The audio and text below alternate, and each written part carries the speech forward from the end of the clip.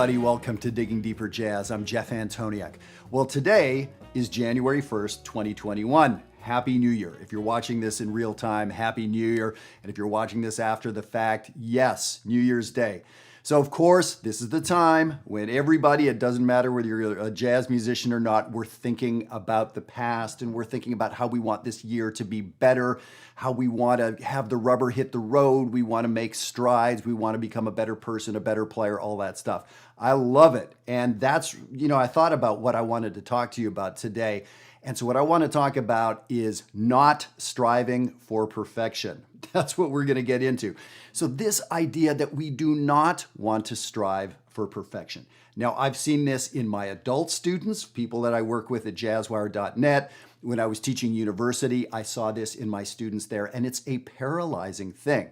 I'm here to tell you that nobody out there, if you're watching this, perfection should not be your goal. You've all heard the saying, perfection is the enemy of good, or perfection is the enemy of done.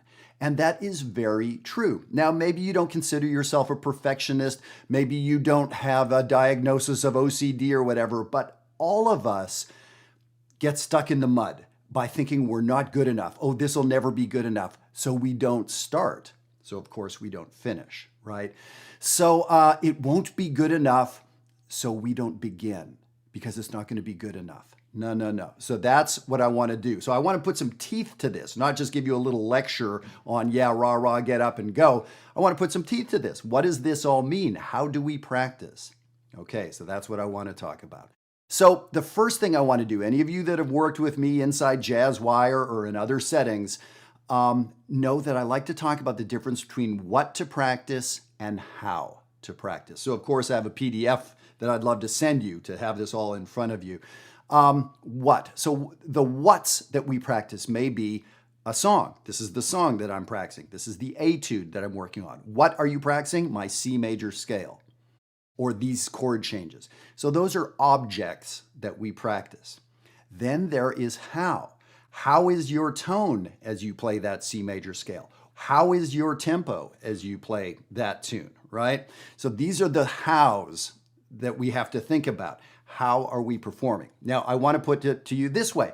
Most things we practice begin as a what. Okay, so I remember C major scale was something that I had to practice. What do I need to practice? C major scale. Great. And whether that took me 2 minutes or 2 days or 2 months, I learned that scale, but I still play it every day. It's now become a how. I don't have to think about what the scale is. I play that scale now and I think about how I'm playing it.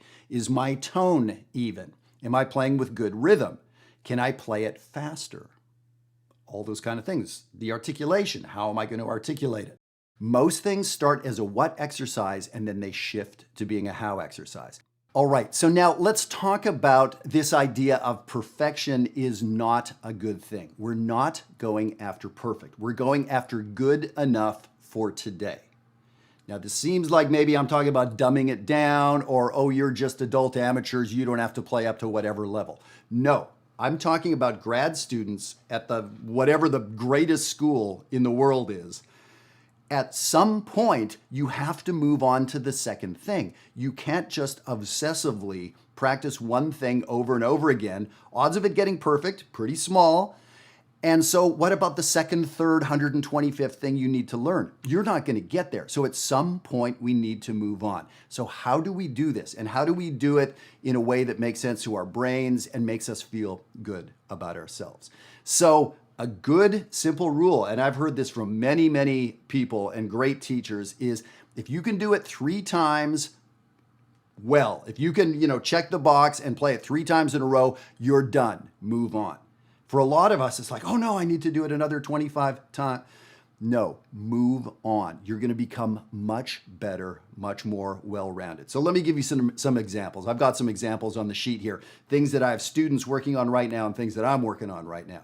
So the first example on the sheet, the first 4 measures of Mr. PC by John Coltrane. So in the green community, so these are the novices at JazzWire. And by the way, whatever level you're playing at, the green community is probably a good fit for you. So we're learning this song. So what Can I play these notes? Can I play the rhythm? Can I play it more or less in time? Can I get the correct notes?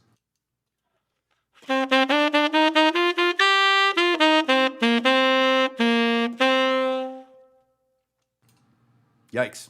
Okay, so I got it. I hope nobody takes that little clip and says, hey, here's Jeff playing, because that wasn't really me playing.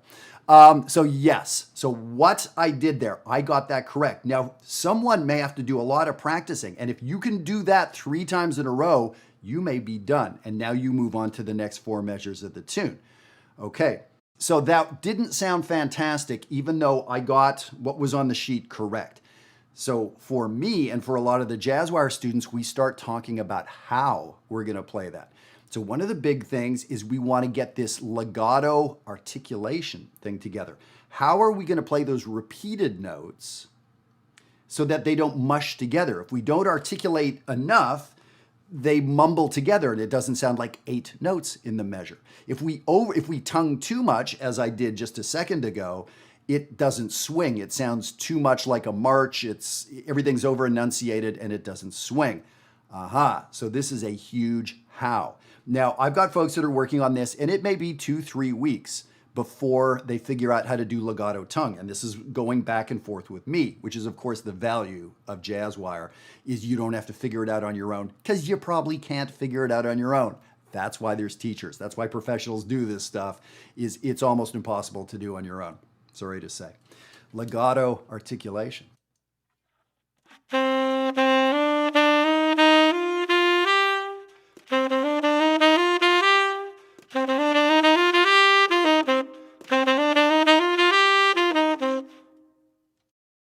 There was some offbeat articulation, and so we can experiment with that. But you get the idea. So that starts out as a what, it becomes a how. So when I can play that 3 times in a row, I move on. Except for maybe my how for today is I want to play it at 280 or 275 on the metronome like John Coltrane. Okay, so now I begin turning up the metronome. So as you can see, it depends where you're at, depends who you are, where you're at on your instrument, to what the little goal is for today. I know these notes. I got the what down. I've got a lot of the hows down. But so maybe I get to the point where today I'm going to try to play this melody at 280 on the metronome and get the articulation just right.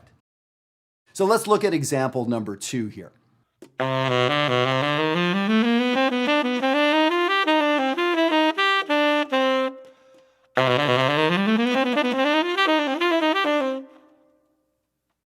It's a great rolling 8th note bebop sort of lick.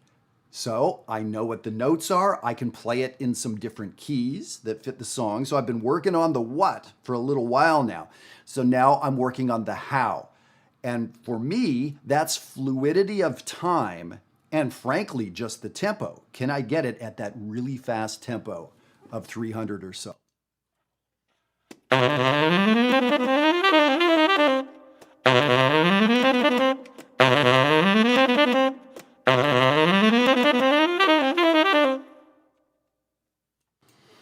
Okay, kind of got it. There's some finger stuff I need to work out, and I know it's the left hand as I'm approaching the end of, the beginning of the second measure. Got to work that out. And then there's some articulation stuff that I'm doing that's slowing me down. I'm sort of overdoing things articulation-wise. So I know some of the hows I need to practice. I know what to play. So let me give you one other example. Number 3 is an angular thing that's really hard to do on the saxophone and most wind instruments, this big angular jump down. This is from a song Sospone or Sospone by Mike Stern. Mike Stern's gonna be one of our super special guests next week. I can't believe it. Mike Stern, Chris Potter on the saxophone, Terrell Stafford, on and on. And so we're doing this song at Maryland Winter Jazz, this cool tune. And it's got these 2 items, number 3A and 3B, these really weird angular jumps. And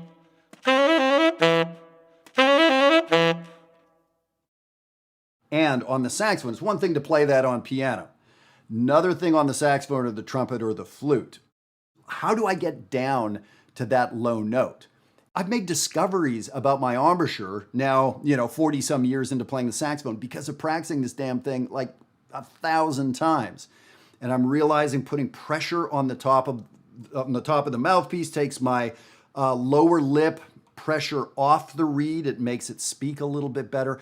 So for me to play this 3 times in a row perfectly, it's almost impossible.